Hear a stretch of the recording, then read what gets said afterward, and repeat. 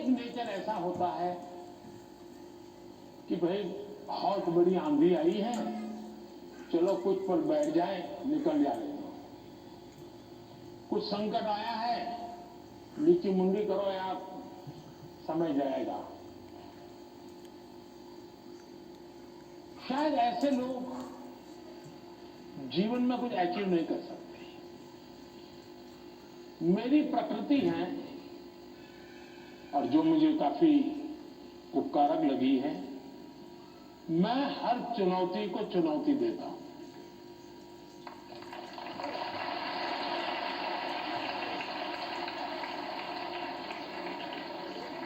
चुनौती जाएगी, स्थितियां सुधर जाएगी, इसकी प्रतीक्षा करते हुए मैं सोया नहीं रहता और उसके कारण मुझे नया नया सीखने को मिलता है।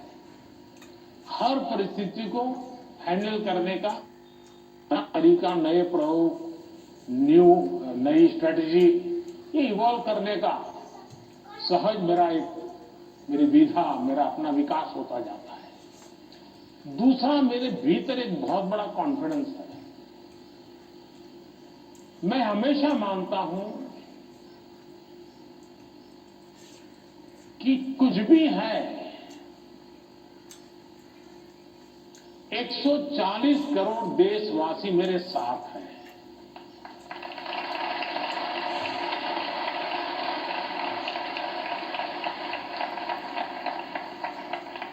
अगर 100 मिलियन चुनौतियां हैं तो बिलियंस ऑफ बिलियन समाधान भी है। मुझे कभी नहीं लगता है कि मैं अकेला हूं। मुझे कभी नहीं लगता कि मुझे करना है। मुझे हमेशा पता होता है मेरा देश सामर्थ्यवान है,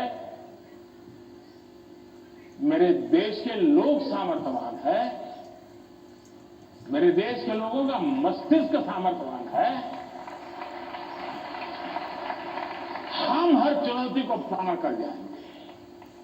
ये मूलभूत मेरे भीतर मेरा सोचने का पिंड है और इसके कारण मुझे कभी नहीं लगता यार मुझ पे आया क्या करूंगा। मुझे लगता है नहीं, 140 करोड़ लोग हैं, संभल जाएंगे, ठीक है, आगे मुझे रहना पड़ेगा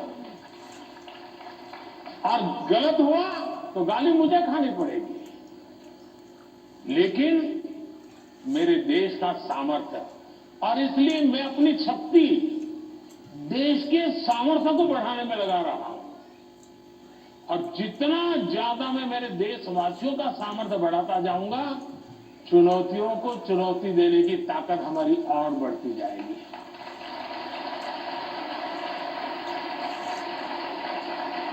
अब हिंदुस्तान की हर सरकार को गरीबी के संकट से जूझना पड़ा है। हमारे देश में संकट है ही है, लेकिन मैं डर करके बैठ नहीं गया। मैंने उसका रास्ता खोजा और मैंने कहा, सोचा कि सरकार होती कौन है जो गरीबी हटाएगी। गरीबी तो तब हटेगी जब मेरा हर गरीब तय करेगा कि अब मुझे गरीबी को परास्त करना है। अब वो सपने ही देखेगा तो होगा कि नहीं होगा। तो मेरी जिम्मेवारी बनती है कि मैं उसके सपने को पूरा करने के लिए सामर्थ्यवान बनाऊं, उसको पक्का घर दे दूं, उसको टॉयलेट दे दूं, उसको शिक्षा की व्यवस्था दे दूं, उसको आयुष्मान योजना का लाभ दे दूं, उसके घर से नल पहुंचा दूं। अगर मैं एक चीजों से जो उसको रोजमर्रा की जिंदगी से उसको जूझना पड़ता है, अगर मैं उससे उसको मुक्ति दिला देता हूं, उसको एम्पावर करता जाता हूं, तो वो भी मानेगा अब गरीबी गई, अब मैं उसको मारूंगा। और आप देखिए, इस मेरे 10 साल के कार्यकाल में देश में 25 करोड़ लोग गरीबी से बाहर आए हैं। अब यही चीज और लोग भी जो जैसे बिताया, मैं भी बिता देता। और इसलिए मेरी कोशिश रहती है कि हम देश की शक्ति पर, देश के संसाधनों पर भरोसा करें। जब हम इन सारी चीजों को देखते हैं तो कभी हम अपने आप को अकेला महसूस नहीं करते। मैं क्या करूं, मैं कैसे करूं, अरे मैं तो एक चाय बेचने वाला इंसान, क्या करूंगा, ऐसे नहीं सोच सकता हूं। मुझे पूरा भरोसा होना चाहिए। और इसलिए पहली बात है कि आप जिनके लिए कर रहे हैं उन पर आपका अपार भरोसा।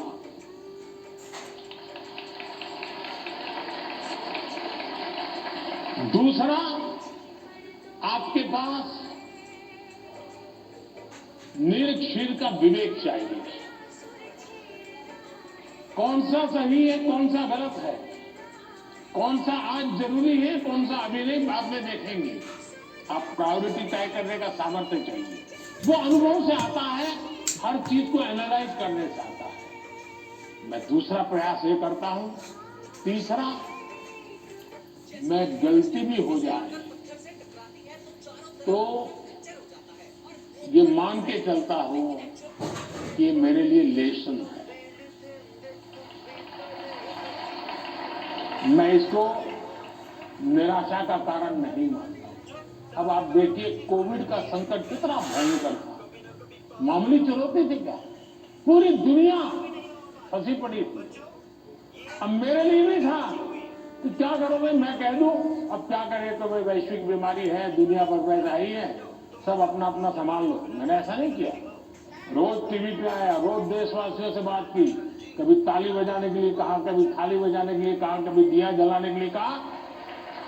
वो ऐप कोरोना को खत्म नहीं करता है, लेकिन वो है कोरोना के खिलाफ लड़ाई लड़ने की एक सामूहिक शक्ति को जन्म देता। सामूहिक शक्ति को उभारना।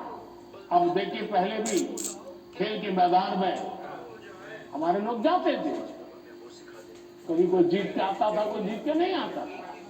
जाने वाले को पूछता नहीं था, आने वाले को पूछता नहीं था। मैंने कहा भाई 3 मेडल के जीत के आएंगे, लेकिन मैं उसके ढोल पीटूंगा। तो धीरे धीरे करके 107 मेडल लाने का सामर्थ्य उन्हीं बच्चों में से निकला। सामर्थ्य तो था, सही दिशा, सही रणनीति, सही नेतृत्व का परिणाम लाता है। जिसके पास सामर्थ्य है उसका सही उपयोग करना चाहिए।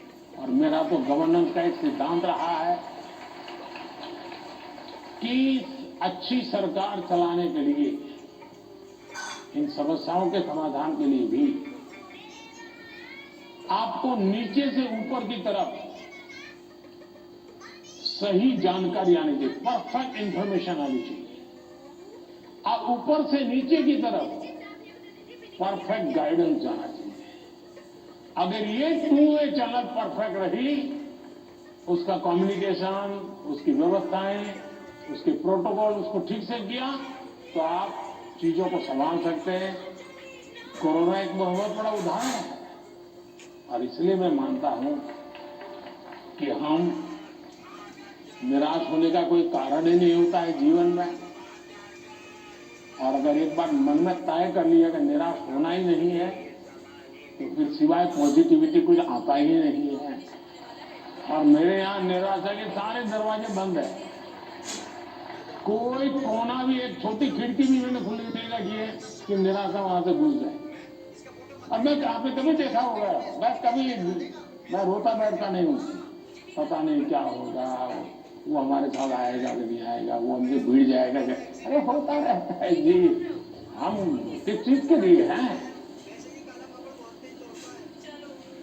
और इसलिए मैं मानता हूं कि जीवन में आत्मविश्वास से भरे हुए और अपने लक्ष्य के विषय में। और दूसरी बात है, जब कोई निजी स्वार्थ नहीं होता है, खुद के लिए कुछ करना तय होता है, तो निर्णयों में कभी भी दुविधा पैदा नहीं होती। और वो एक बहुत बड़ी अमानत मेरे पास है।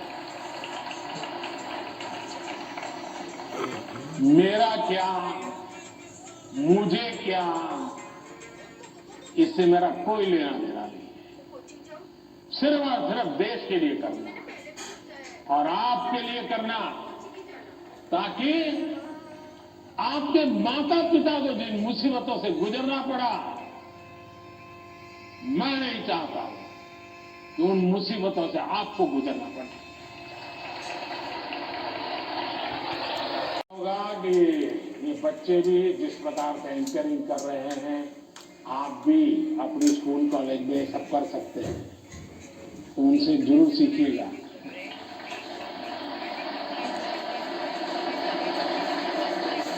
As the distinguished morning of Pariksha Pe Charcha 2024 concludes, we extend our sincere gratitude to Honorable Prime Minister Shri Narendra Modi ji for his wise counsel and inspirational touch.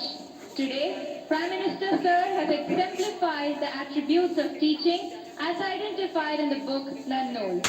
His suggestions have resonated and ignited the spirits of myriad of students, teachers and parents across our nation. Thank you once again, PM Sir.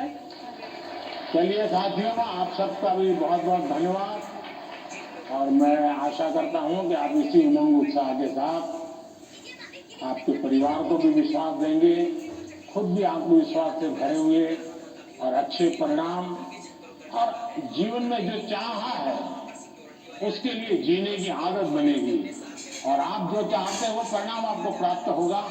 मेरी आप सबको बहुत बहुत शुभकामनाएं हैं। धन्यवाद। आइए